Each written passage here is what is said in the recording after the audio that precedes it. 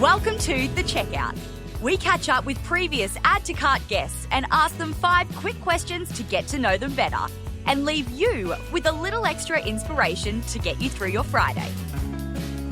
Today's checkout features Rosa-Clare Willis and Andrew Ford, co-founders of DIY pottery kits Crockd. Rosa and Andrew are on a mission to help friends and family have real connections through the power of creativity.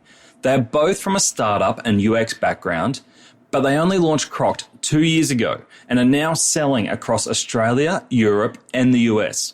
Even more impressive, what started as a physical setup with a warehouse and an office on the Gold Coast is now a fully remote team scattered across the world, ready for scale. Rosa and Andrew, we learned a lot about Crockd in our main episode, and now we're here to learn a little bit more about you guys. 5 quick questions for you. Number 1, what's the weirdest thing that you've ever bought online? I work a lot on the couch, and the laptop gives me I don't know why, but I just keep pushing through when my neck is rooted. And one time I bought one of those random devices that straps around your legs and then to the back of your neck. It was weird. And it looks like you're in a circus. It looked like a weird outfit. It was weird. Yeah, he says it's for the laptop. Yeah. I put one of those rubber balls in my mouth. See, work from home has benefits. Yeah. That's probably my one. Rosa laughed at it. Yeah. I got scared and put it in the cupboard. Never seen it again. Yeah. He also bought a 50-foot cat towel once too, which really freaked me out. Yeah, I did do that. Did you have a cat? Yeah. That's when he was in the outfit. Off you go, Rosa. I don't know what my weirdest thing I bought online is. I don't really shop online. No, which is weird. Yeah, I know, weird. It's just a fad anyway, don't worry about it.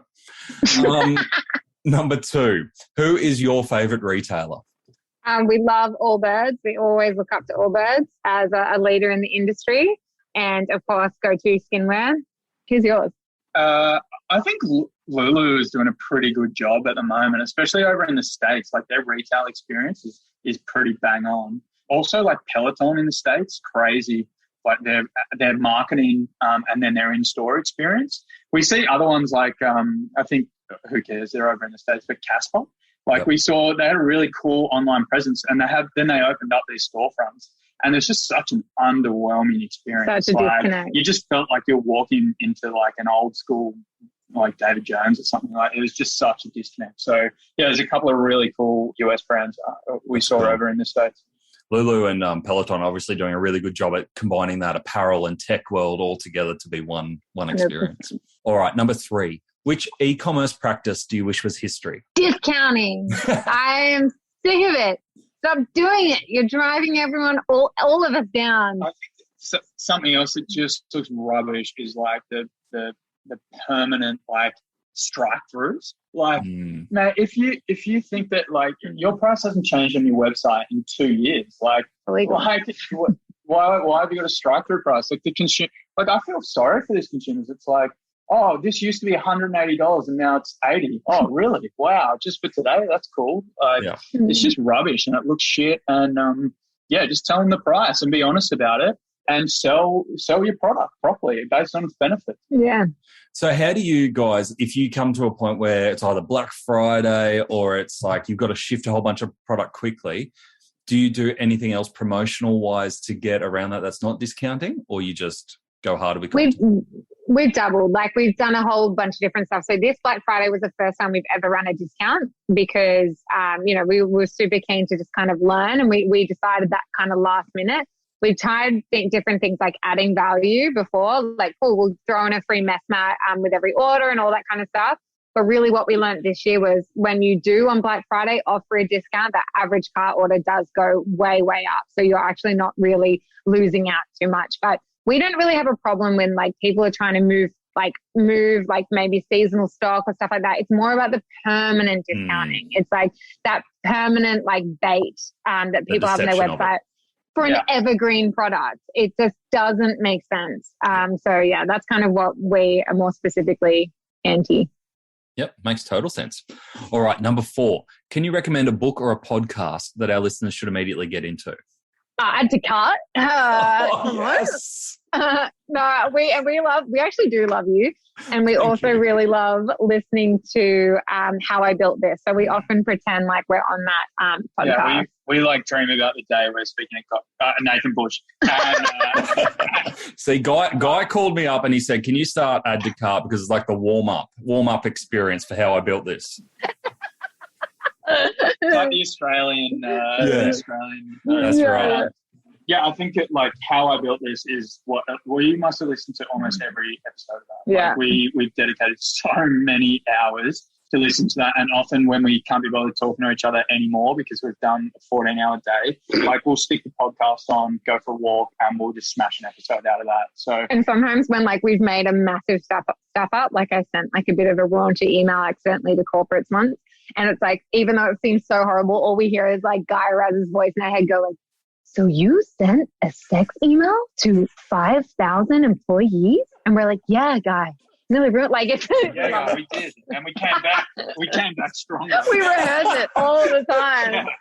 So next up on NPR. That was good.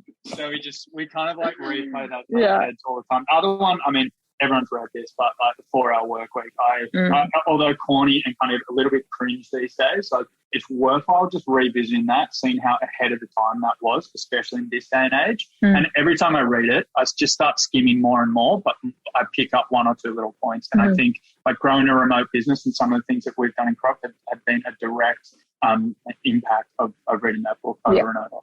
Yeah, I agree. It is corny when you read it, but then if you keep it on your bookshelf and you just flick open now and again, there's some really good practical tips in there. Last one I've got for you. Finish this sentence. The future of retail is? Fucked.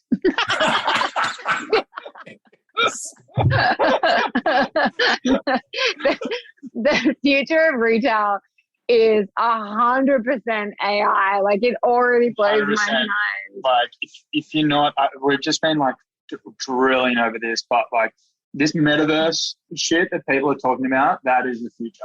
Like sticking on a VR headset and walking down a virtual retail walkway, it may not be for 5 years or whatever, maybe sooner, but that is the future. Like if you're not already starting to if there's kids in uni right now who aren't interested in that, then you may as well quit, because I think that's a place to be.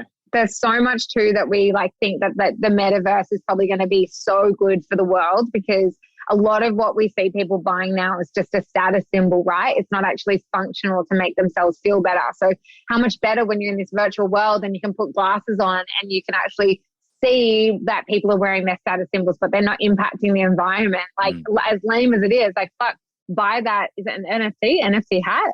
It's like, buy that. At least it's not going to end up in landfill. But like, it's just, I think that it's going to be a super interesting space to go into. I think for us, just quickly, like this digital e-com world and this digital marketing world is changing so quickly. If you're kind of not an early adopter, you'll very quickly get left behind. Like there are kids coming out of uni now who know digital marketing and the new age of digital marketing better than we do. Like, and we don't try and shy away from that fact. We'd love to work with them. But like if you're not an early adopter in this space and you're not kind of thinking ahead and getting on these trains early, then I think the lifespan is kind of limited, right? Yeah.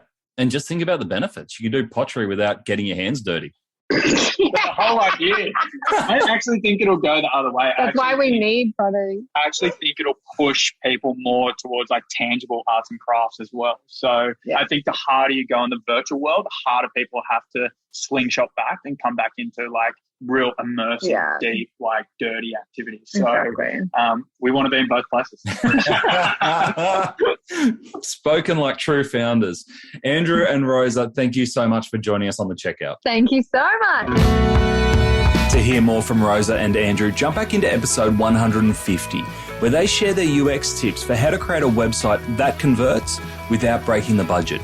They also share their insights from their recent New York adventure, where they had to make some changes to the Crockd offering to adapt to the market. And best of all, well, best from my opinion, they share their unpopular opinions about the world at large, including buy now, pay later and discounting. Might surprise you, some of their opinions that are unpopular, because they're unpopular opinions. Thanks for listening, and until next time, keep keep adding to cart.